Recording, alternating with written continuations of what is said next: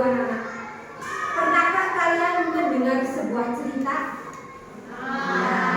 Pernahkah kalian berlibur? Biasanya berlibur kemana? Ke Kucing. Pergi ke Kucingnya pagi atau sore? Pagi berangkat ke Kucing. Terus di sana melakukan apa saja? Berenang, terus jajan, terus apa? Foto-foto, terus dan banyak sekali kegiatan yang bisa kalian lakukan di Kucing ya. Nah, kegiatan itu dari mulai kalian berangkat, anak-anak berangkat, kemudian di Kucing melakukan apa saja sampai kalian pulang, itu bisa menjadi sebuah cerita. Nah, cerita itu, cerita contohnya tadi cerita pengalaman ya namanya ya. Cerita pengalaman tadi itu juga termasuk ke dalam teks narasi. Nah, kita akan belajar itu. Pengertian teks narasi. Teks narasi adalah suatu teks mengenai suatu peristiwa yang ditulis secara berurutan, ya.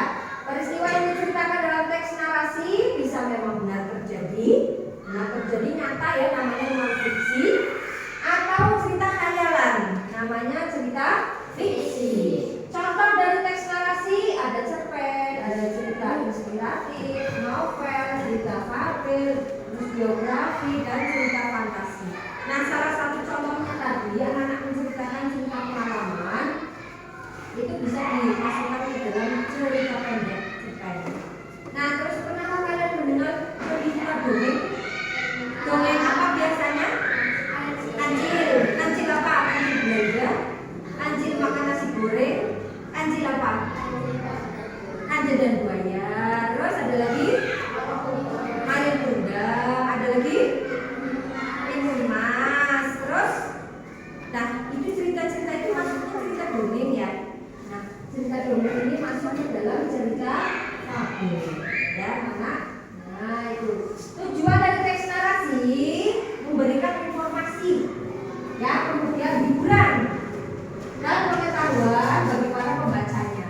Bisa juga untuk membagikan atau menyampaikan suatu pengalaman agar pembacanya itu merasakannya, ya, seperti tadi kalian bercerita saya pergi ke Kucing, kemudian di sana saya mandi, airnya hangat sekali. Nah, yang mendengarkan langsung bisa membayangkan air hangat, airnya enak, ya, gitu, supaya kita merasakannya. Kemudian ciri-ciri dari teks narasi anak-anak yang pertama berisikan tentang kisah. Ya tadi yang berbuji tadi berarti kisah perjalanan ke Kucing, kisah hiburan, ya, cerita dan peristiwa tertentu. Yang kedua, ceritanya memiliki alur yang jelas dari awal hingga akhir, jelas dari pertama berangkat mau melakukan apa, terus sampai di sana melakukan apa, pulangnya melakukan apa, nah itu jelas berurutan. Kemudian terdapat suatu peristiwa maupun konflik. Peristiwanya juga dibuji melakukan apa saja, itu peristiwa yang dilakukan. Terus misalnya dibuji kehilangan sandal, ya misalnya, terus dibuji airnya sangat panas sekali, ya. Kemudian kehilangan mungkin baju atau mungkin uang biasanya, ya. Konflik namanya, masalah. Boleh di situ diceritakan, ya. Dan terdapat tema, latar, alur, karakter, dan sudut pandang. Nah, latarnya berarti tadi kolam pemandian air panas. Temanya liburan. Nah, terus alurnya alur maju karena dari awal sampai akhir berurutan. Karakternya misalnya di situ diceritakan Nizam yang karakternya baik, ya, di sana Nizam menolong saya, misalnya Kesia. Nizam menolong saya mencarikan handuk saya yang hilang. Nah, misalnya cerita gitu. Berarti karakter Nizam itu baik apa buruk? Kemudian Kesia bercerita lagi, ketika saya meminta bantuan Vivi-nya tidak mau membantu. Nah, berarti Vivi memiliki karakter yang buruk, ya, itu contoh yang bagus ya. Nah, terus sudut pandang, ya, sudut pandangnya di sini sebagai orang satu, kedua, ketiga. Satu berarti aku, ya, kamu. Dan yang kelima, memiliki unsur kebahasaan tertentu seperti misalnya kata kerja transitif dan intransitif. Yang keenam, menggunakan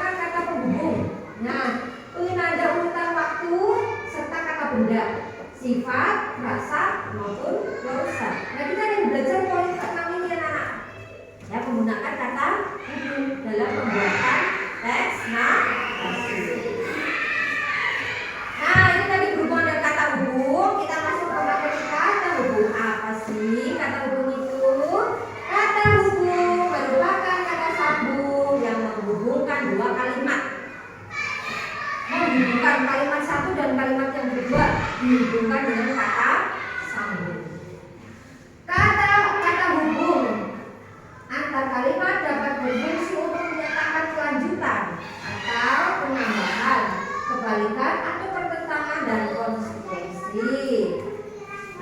Kata hubung pertentangan menghubungkan dua kalimat maupun paragraf yang saling bertentangan, berbeda kalimatnya tapi digabung. Ini contohnya menggunakan kata tetapi. Ibunya baik, tetapi anaknya punya karakter kurang baik. Ya, ini gabungan dengan kata tetapi. Mas Firman, jawab Mas Firman maju. Dibaca ini yang kedua. Ya, supaya tidak ngantuk. Nah, buka terus ngantuk. Mas Firman yang kedua apa? Melainkan. Ya, terus baca.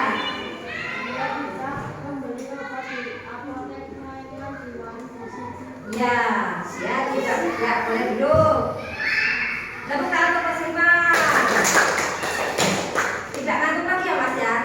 Nah, dia tidak membeli obat di apotek, melainkan di warung di melainkannya itu menggabungkan dua kalimat. Yang ketiga, Mas Rofi, ya, Mas Rofi, coba maju. Yang ketiga ini kata apa? Sedangkan, baca.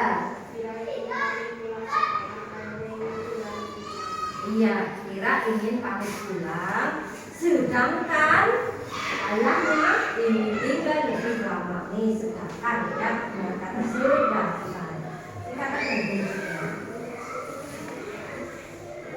Selanjutnya, kata hubung gabungan menghubungkan antara kalimat dan paragraf yang memiliki kedudukan yang sama. Contoh katanya Denis Rina, dibaca Denis Rina. Dan dari kata dan.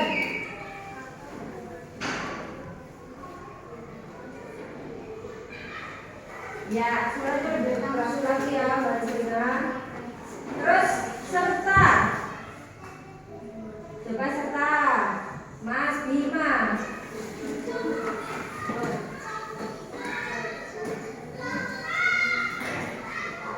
Ya.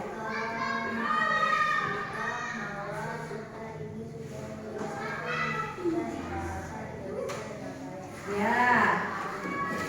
Ika, Mawar, serta Ina sudah menyelesaikan tes bahasa Indonesia dengan baik. Lagi pula Mbak Ana. Ya.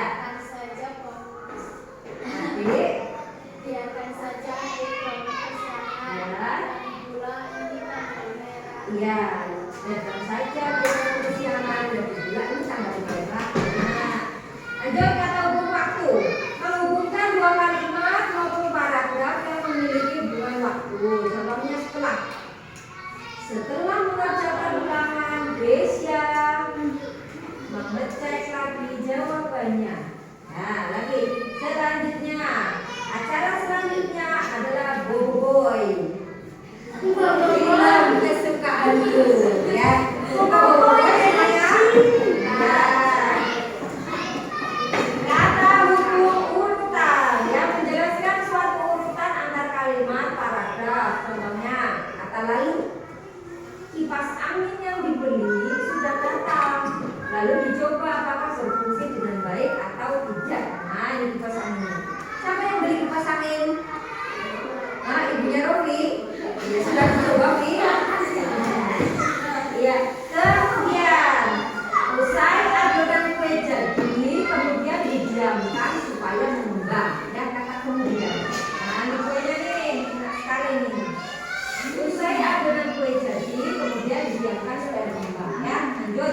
Setelah itu, kelompok A sudah berangkat duluan. Setelah itu disusul kelompok B. Jadi kata setelah itu, kelompok A sudah berangkat duluan. Setelah itu disusul kelompok B. Nah, ini ada contoh teks narasi. Contoh teks narasi. Pada